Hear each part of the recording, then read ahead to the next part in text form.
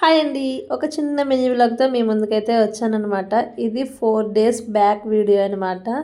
ఇంకా ఈరోజు బీరకాయల కూర వండుదామనేసి బీరకాయలైతే కేజీన్నర బీరకాయలు తెచ్చాను. కేజీన్నర బీరకాయలు, అర కేజీ బీరకాయలు మాత్రమే ఉన్నాయి.